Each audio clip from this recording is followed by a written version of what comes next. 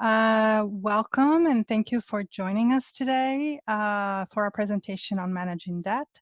My name is Alessandra and I'm one of the housing counselors here at Habitat for Humanity East Bay, Silicon Valley. And I will be presenting today.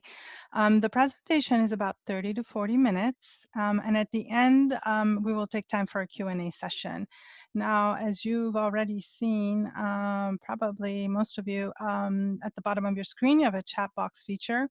Now, if you click on that feature, a box will open where you can type in your question. So throughout the presentation, go ahead and use this feature to type in questions. And then what I'll do is at the end of the presentation, I will read the questions and answer them during the Q&A. My colleague Ramel is also joining us today, and he's kind of behind the scenes a little bit today. He's going to be helping with uploading handouts on the chat box. So he'll, keep checking your chat box. Probably in about 10 minutes or so, he'll start uploading them. And if you're unable to see them or download them, then you can email us, and we'll be happy to send them to you. And our last slide has our contact information. Now, during the presentation, we'll also have 3 poll questions, and the answers you give are anonymous, and we greatly appreciate if you take the time to participate. All right. Without further ado, let's start. Just a little bit about us. Habitat serves people in Alameda, Contra Costa, and Santa Clara counties through 3 programs. And we are, by the way, a nonprofit organization. First, we offer affordable homeownership opportunities. We build new homes and renovate existing homes and sell them at an affordable mortgage to qualified families with limited incomes. We also offer housing counseling services. Our housing counseling program is certified by the U.S. Department of Housing and Urban Development. And through one-on-one counseling, we provide help to people who want to learn strategies for budgeting income and expenses, savings, managing debt and credit repair, credit building, or improving the credit score. And for people whose goal is homeownership, we can help them prepare to reach that goal. We also offer financial education workshops and the 8-hour first-time homebuyer class. Now, through our owner-occupied home repair services, our home preservation program provides grants and low-interest loans for low-income homeowners throughout our service area. All right, so we have our first poll, and we'd love for you if you could join. So this poll is, where are you joining us from today? And, whoops, sorry, I paused share instead of sharing the poll. Apologies. All right, so I'm gonna launch this poll. If you can please go ahead and submit your answer.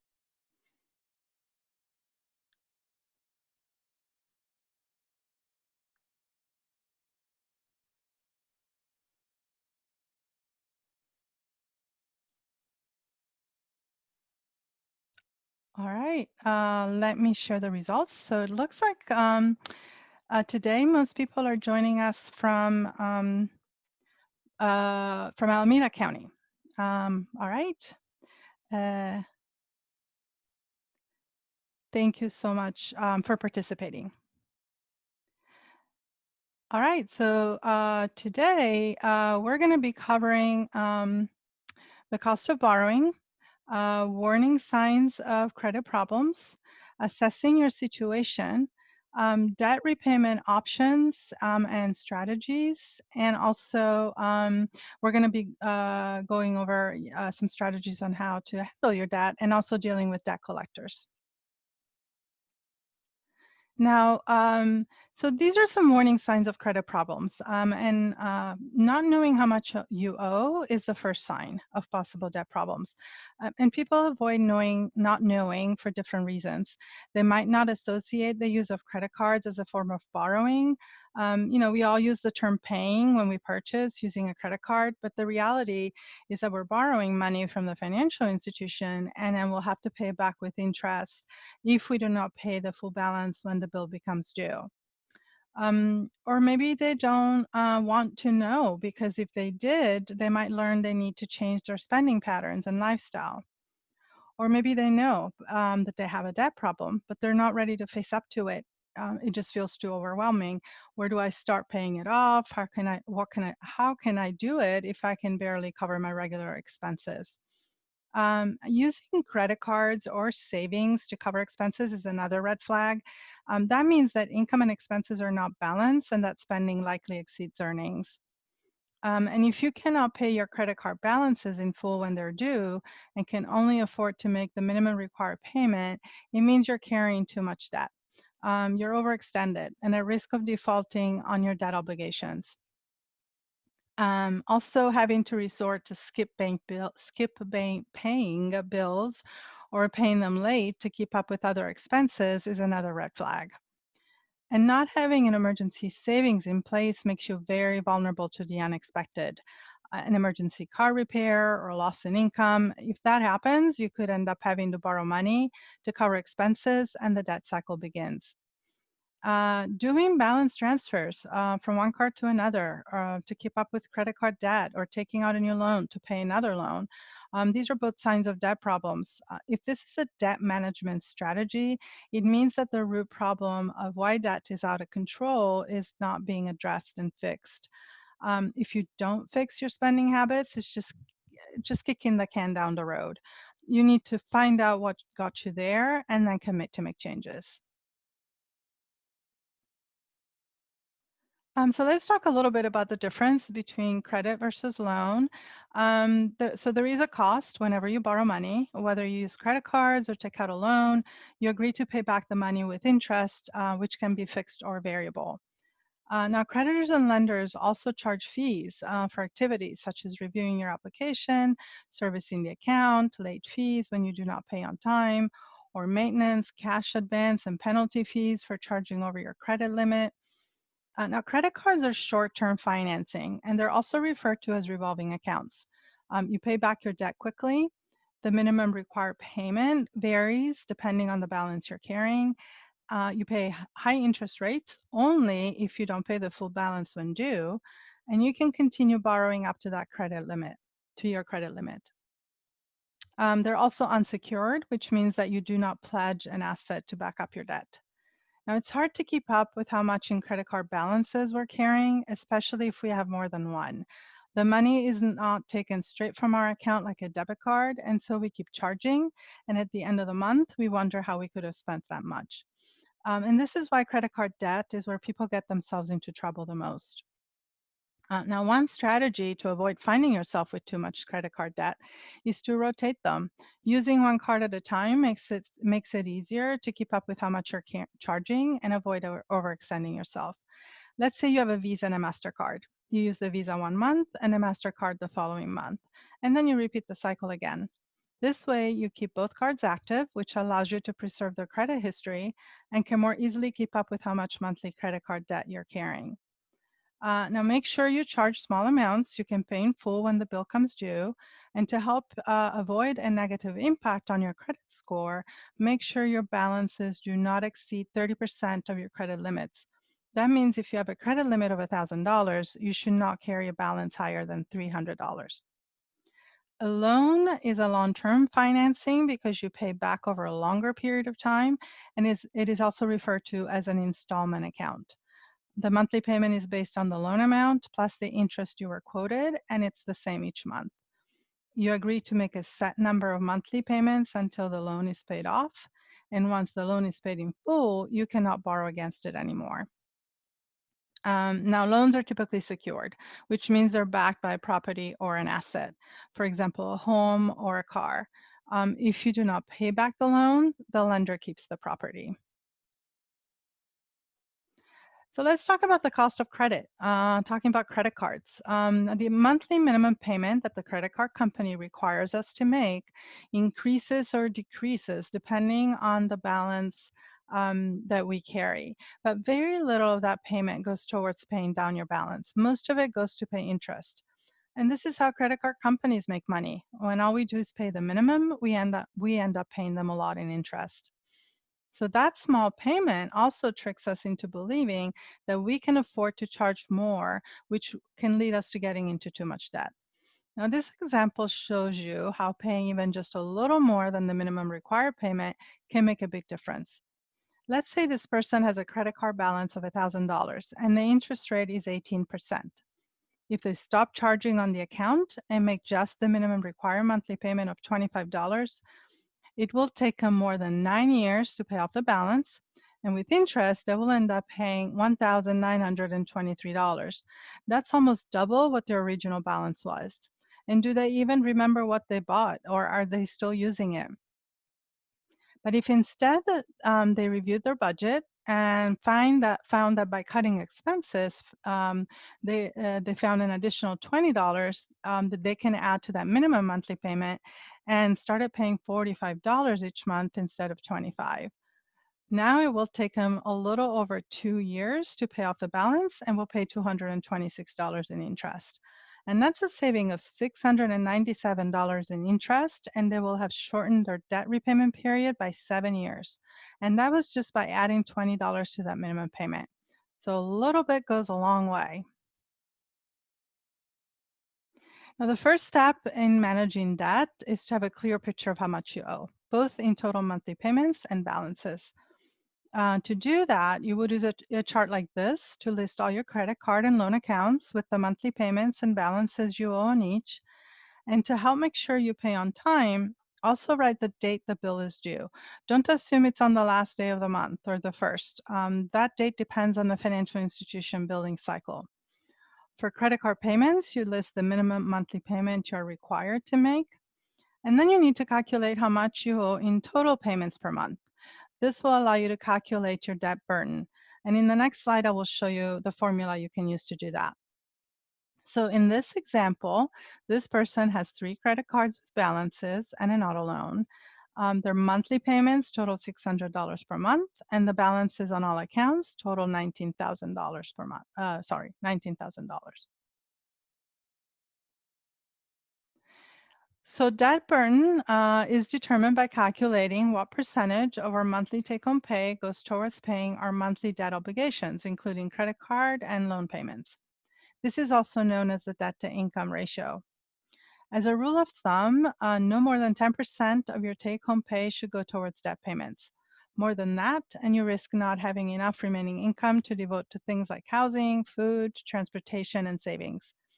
And then you risk not being able to keep up with your monthly debt payments and ruining your credit, and resorting to using credit cards and loans to keep up with expenses and get even more into debt. Having too much debt also impacts your ability to qualify for loans, for rent, for utilities, and credit applications. So let's look at the formula you can use to calculate your debt ratios. Now, on line 1, you enter the total in monthly payments you have to make for all your credit card accounts and loans. And on line 2, you divide that total by your take-home monthly income. This will give you what percentage of your income is going towards paying your monthly debt payments. For example, based on the previous slide, this person's total monthly payment is $600. The net monthly income is $5,000. By dividing 600 into 5,000, we get a debt ratio of 12%. So 12% of this person's take-home pay is going towards paying their total monthly debt obligations, which is a little high. So the first goal for this person should be to pay down credit card balances and decrease that total monthly debt payments by $100 to bring their debt ratio down to at least 10%. And then their long-term goal is, of course, to pay off all credit card balances. If you find that your debt ratio is too high, don't panic. You can start making a commitment to stop using credit cards and focusing on paying down the balances. As a second step, you can review a debt repayment plan that can help you pay them off faster. But before you can start making a debt repayment plan, you need to first analyze what you're financially able to do and what your priorities are. So first, calculate your take-home pay. This is the amount you receive after taxes and other deductions are taken out.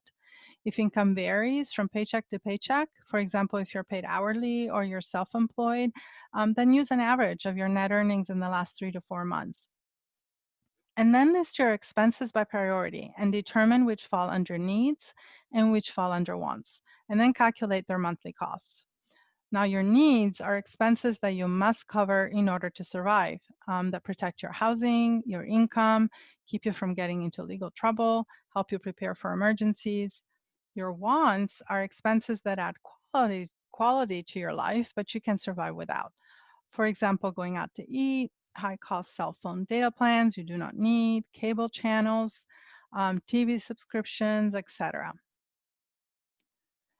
Your needs are your higher priority bills and expenses and include housing payments like rent, mortgage payment, property taxes, and HOA if you own your home. If you qualified under the statewide eviction rent moratorium, keep in mind that when that moratorium ends, any missed payments must be made to the landlord to avoid evictions. If this is your situation, preparing for this expense becomes, of course, a very high priority. Contact your landlord right away and start working together to arrange a reasonable repayment plan that also works with your financial capabilities. If to minimize the impact, if you're at all able, pay as much of your rent as you can. Depending on your situation, cut or eliminate all the non-necessary expenses you can identify that are a lower priority. Anything that falls under wants must be looked at very carefully. Utilities are also a need expense. You need to make sure that these stay connected. And transportation costs to work, like your car payment, gas, car insurance, public transportation, these expenses ensure that your income is protected. If you can't get to work, you can't earn, which means you can't pay for housing, eat, keep utilities connected.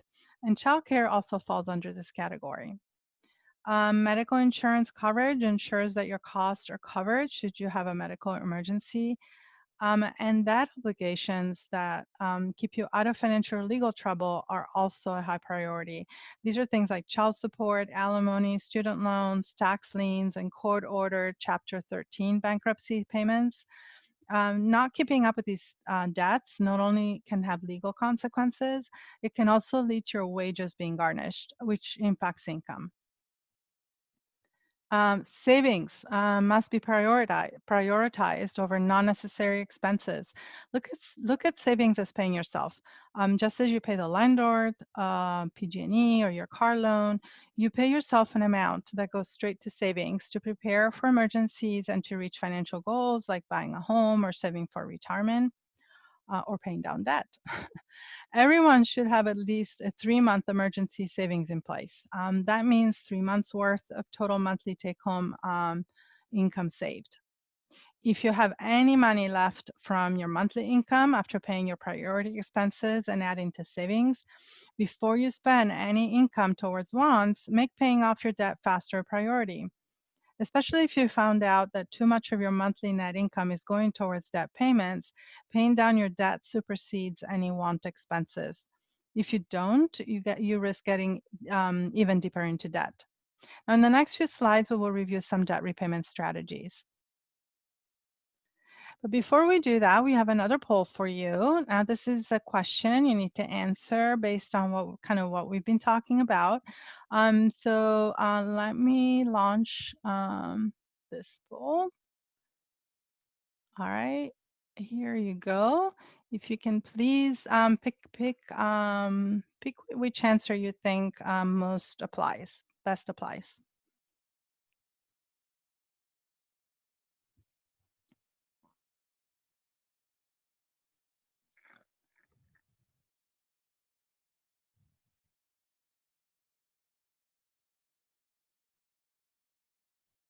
All right, it looks like we're 3 out of 7. We have about 42% of people who've answered. Leave it a few more seconds to see if anybody else wants to participate.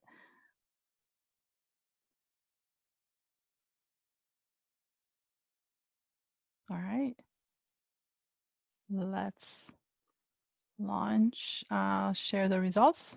Here you go. All of the above, absolutely. All those are warning signs of credit problems. All right. Thank you so much for participating.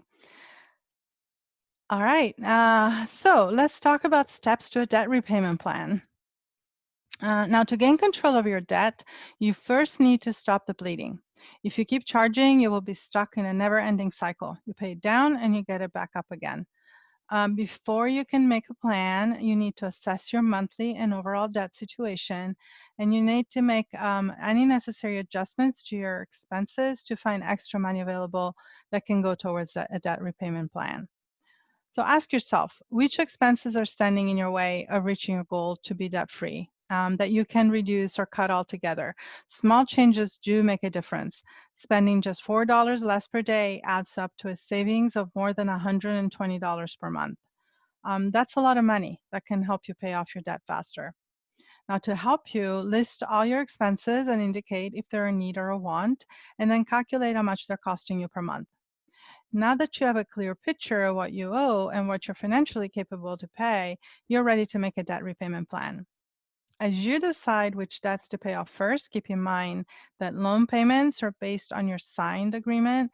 Unless you refinance the loan, you cannot reduce the payment. Credit cards minimum payment is based on the balance you carry. As we reviewed earlier, adding just a little to that monthly payment makes a big difference on how fast you pay it off and how much less in interest you will pay. Now, collections and profit and loss accounts are outstanding debts and have a negative impact on your credit score, which can make it harder for you to qualify for loans, rent, utilities, and credit application. And they can also have legal consequences like lawsuits. However, unless you're being sued, don't forgo paying a higher priority bill like rent to pay a debt collector. Now, if paying off credit card debt is your goal, where would you start?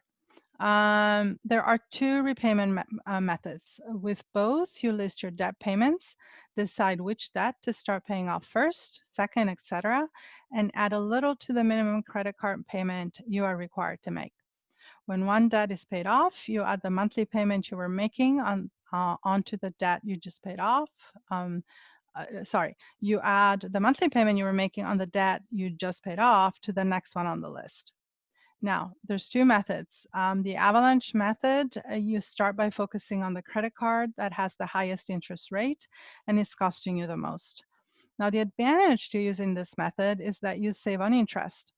The disadvantage is that it may take longer to pay off your first debt, and it may be harder for you to stay motivated and keep going. With the snowball method, you start by focusing on the credit card with the lowest balance.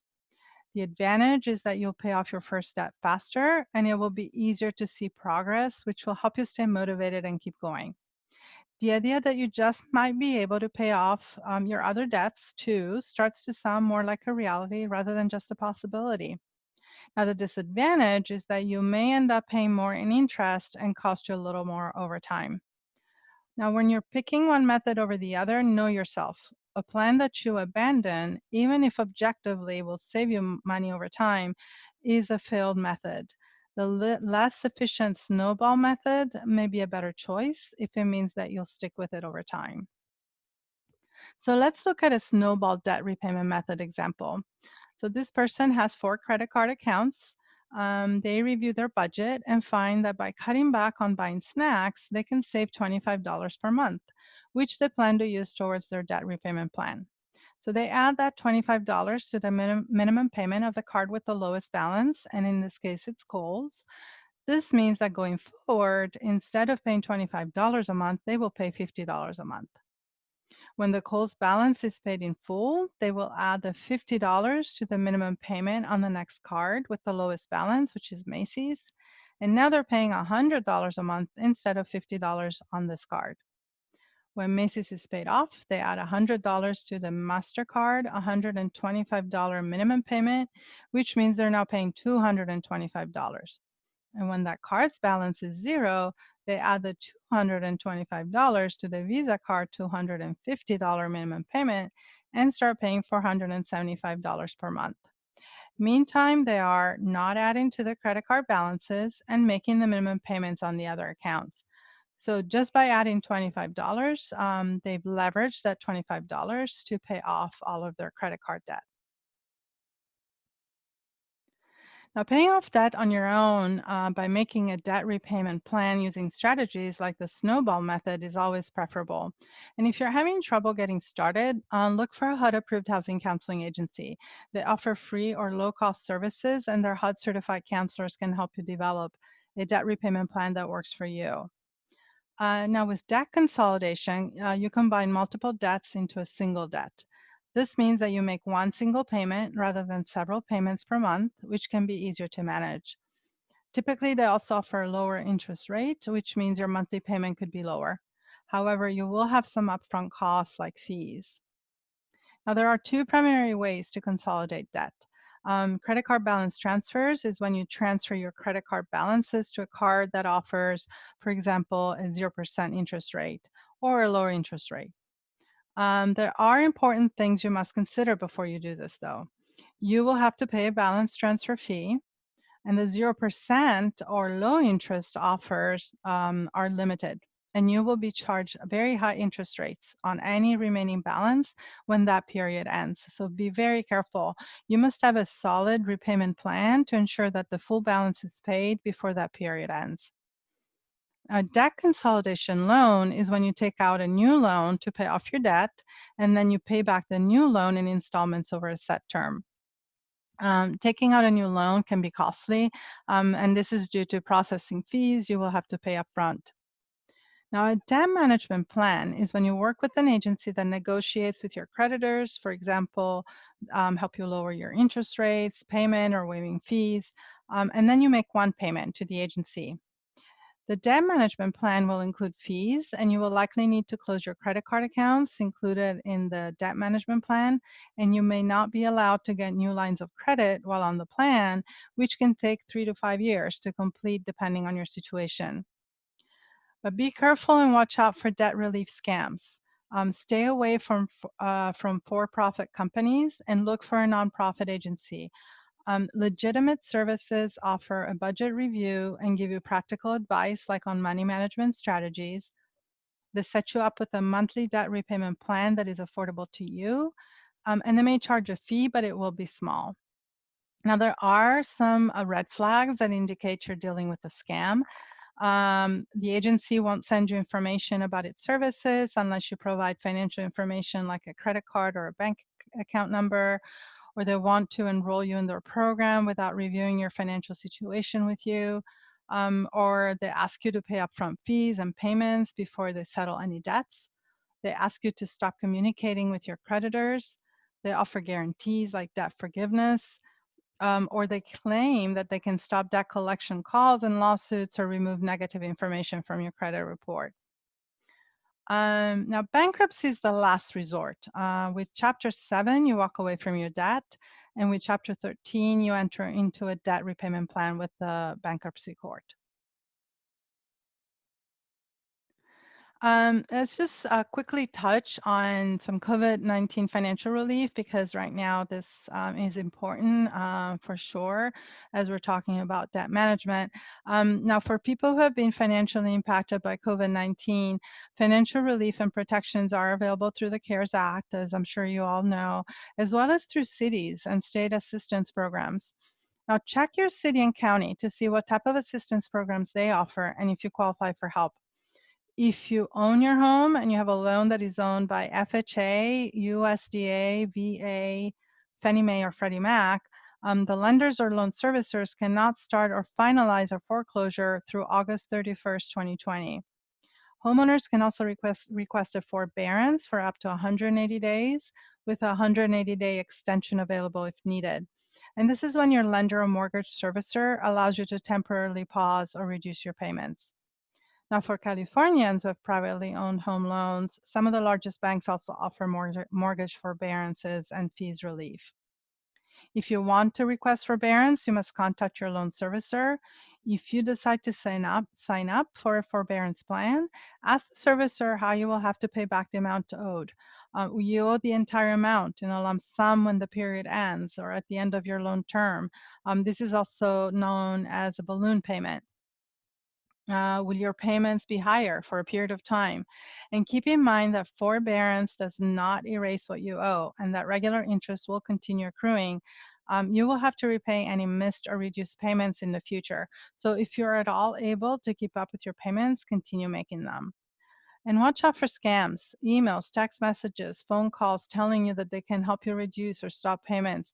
Make sure you're working directly with your mortgage servicer.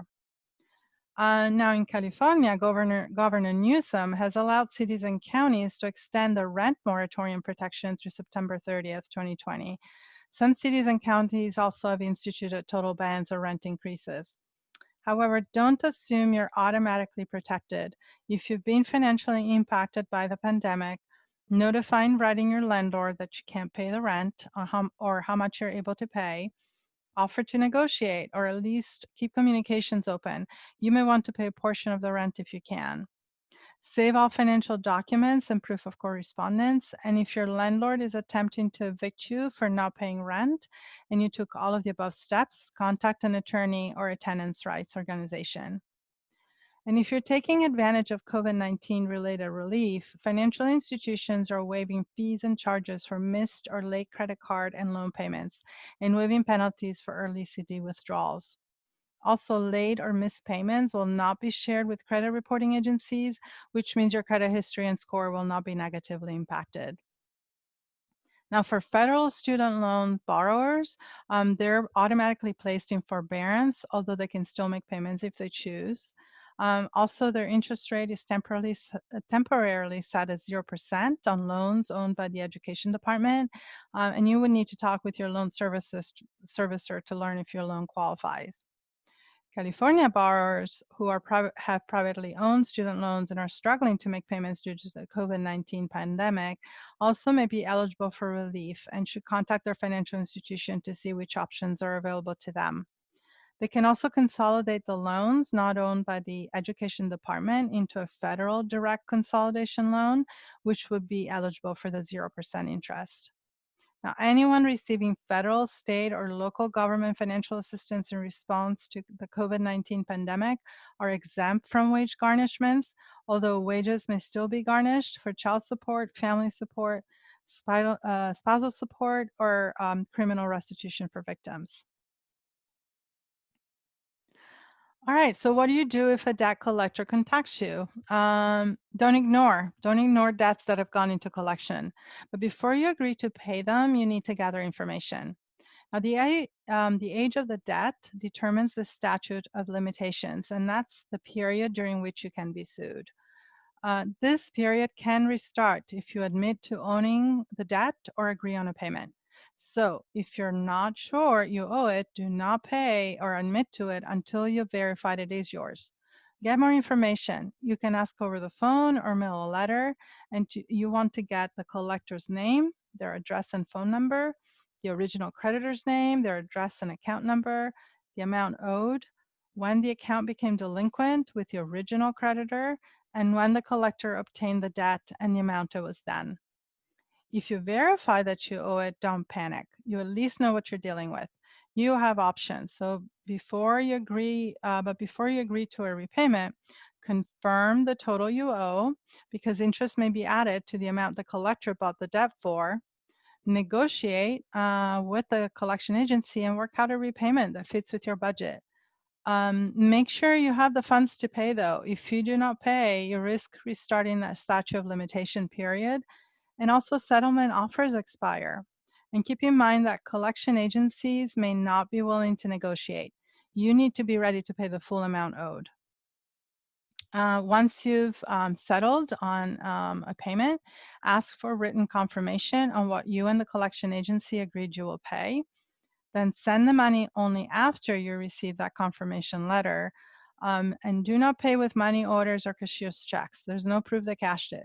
Pay with the check instead. And mail payment with delivery confirmation and request the collection agency sends you a receipt acknowledging that the account has been cleared and that you have a zero balance owed. And keep records, paper trails, notes about phone conversations. Now, if the debt is not yours, mail a dispute letter right away. If you wait, you may lose your ability to dispute it. And if you're sued by a debt collector, be sure to respond to court documents. If you don't, the court will usually assume you agree with what the creditor says and issue a judgment against you. You may want an attorney to advise you at the hearing, though. And know your rights. Debt collectors can't engage in unfair practices. They can't harass, use abusive language, threaten you, lie to you, discuss your debt with anyone but you, your spouse, or your attorney. And watch out for scam debt collectors. A real debt collector will answer all your questions, including their address and contact number. They will send you a written debt validation letter within 5 days of initially contacting you. They'll tell you the name of the original creditor you owe money to and work with you to determine the best way to pay off your debt, even arrange payments over a period of time if that's what you need to do. Now, if you suspect a scam and you're talking, they called you, stop speaking to the caller. Contact the original creditor and ask who has the right to collect it. And you can report any problems you have with the debt collector to your state attorney's general office, the Federal Trade Commission, or FTC, and the Consumer Financial Protection Bureau, or CFPB.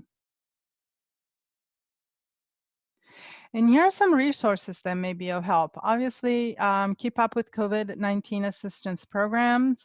At the federal level, visit usa.gov/coronavirus. And for state benefits, visit covid19.ca.gov. But there's also other resources that may be helpful to you for renters. The Stanford Legal Design Lab has created a website for tenants who have questions about their legal rights or facing rent issues. This is through Stanford University, I believe. Then Just Shelter is a tenant advocacy group that also offers information on local and national organizations that can provide advice to renters in distress. And the National Low Income Housing Coalition has a list of state and local rent assistance programs on its website. And for general assistance, the 211.org website has links to local assistance for housing, as well as to critical services and programs for help with things like food assistance, but also one-time rent and utilities payment assistance and other essentials. And then Bay Area Legal Aid, it's kind of a one-stop legal aid kind of search tool. It provides low-income clients with free legal assistance, and that's including legal advice and counsel, referrals, and legal representation services, which includes help with housing-related issues. So if you're having some issues with evictions, or possible evictions, they're a good resource. Also for fair housing, housing discrimination, and eviction defense. All right, this is our last poll. We are at the end of our presentation, and we're going to start the Q&A. But before we do, I would like to launch this last one poll. Now, we hope you found the information enjoyable and informative, and your anonymous feedback is very important to us. So if you can please take a moment to participate, we would greatly appreciate it. So this poll has two separate questions. Question 1 asks what your level of understanding of this topic was before attending this webinar. And the answers are number 1 through 5, with 1 equaling that you have very little understanding and 5 equaling that you had a good understanding. Question 2 asks what is your level of understanding now after attending the webinar. And the answers are again number 1 through 5, with 1 meaning that you'll learn very little and 5 meaning that you learned a lot. So without further ado, let me launch this poll, and here you go.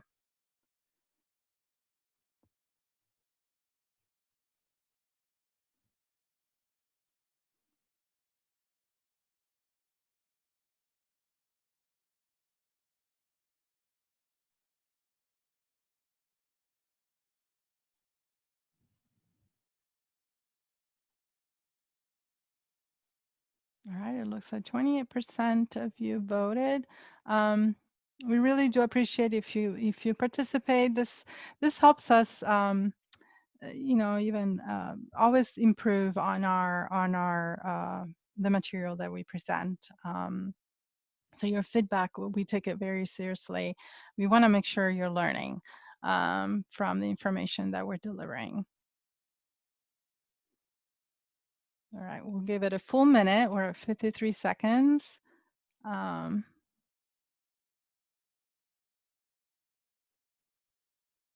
right.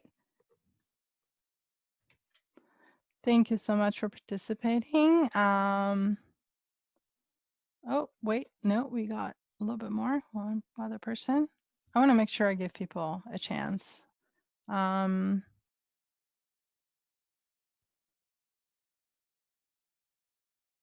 right. Thank you so much. I'm going to end this poll. It looks like, all right. Thank you so much. I appreciate it. All right, so let's now.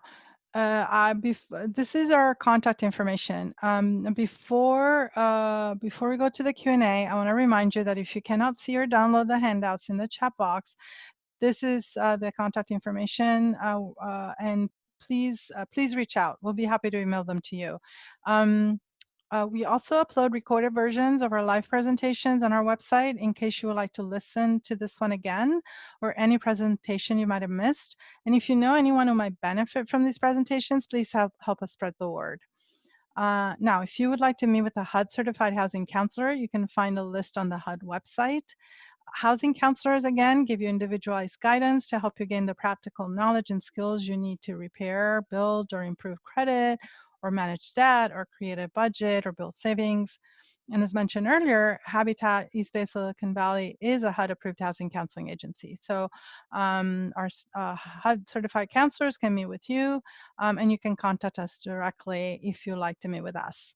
Now, at this time, we're only offering phone appointments or video appointments, but when we're able to offer in-person appointments, we will schedule them at our office. So please connect with the counselor that is closer to you.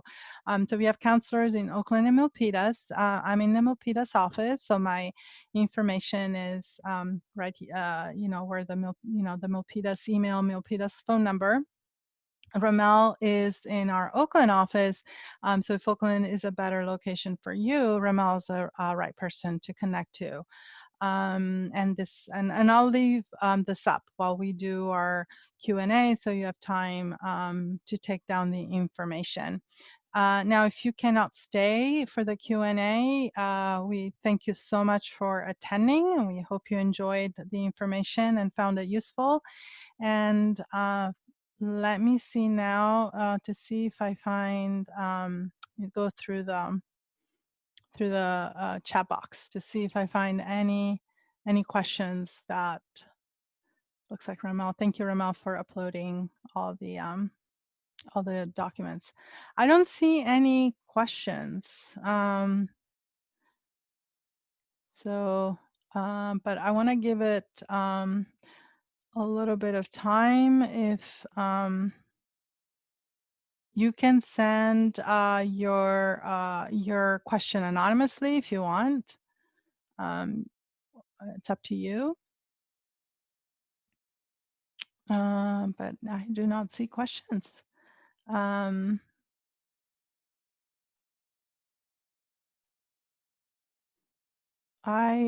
The other thing I can do, if you all prefer, since there's not a, there's 8 of us, so it's a manageable group. I will allow everybody to unmute themselves if they would like, and ask questions. How about that? Maybe you prefer it that way. So I have given permission. Hopefully this works. So if any one of you would like to unmute themselves to ask a question, please feel free to do so. So my name is Ann. Hi, Ann. Hi.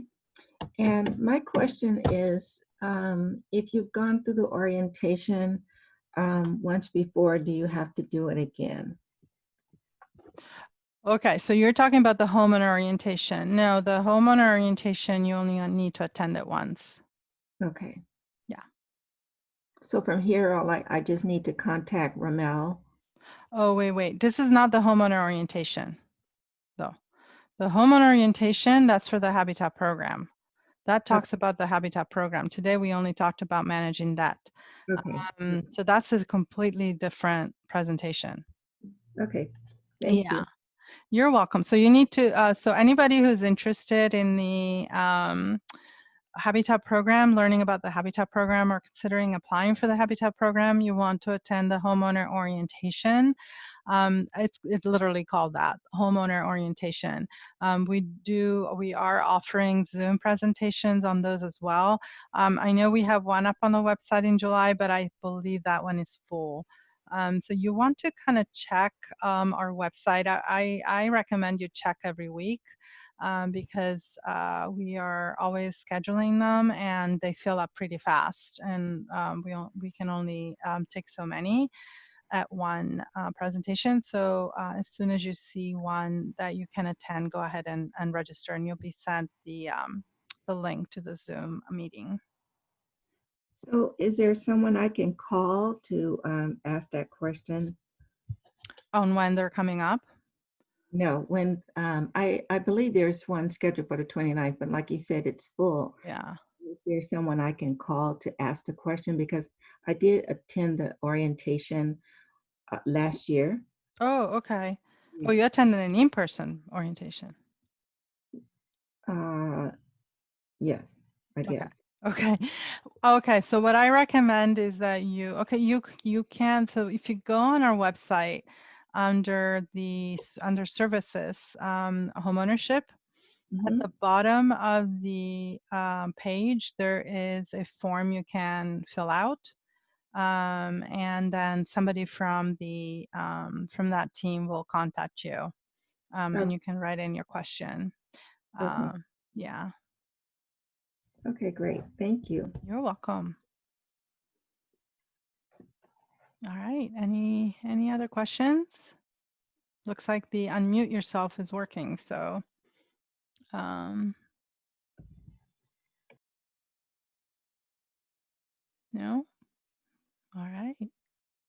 I I'm happy to wait a minute more. It looks like everybody's still on. So don't be shy, and you don't have to unmute yourself if you just want to send an anonymous message um, to um,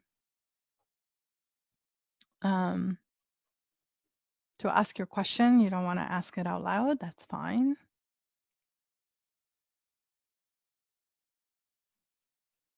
All right. No. Okay. Well, um, then again, if you cannot see those handouts, go ahead and email us if you'd like to meet with us one-on-one. Get in touch with us. And thank you so much again for attending today's webinar. And I do hope you enjoyed the information, and we look forward to maybe seeing you again virtually at some of our future presentations. All right, have a wonderful rest of your afternoon, and thank you again. Bye-bye.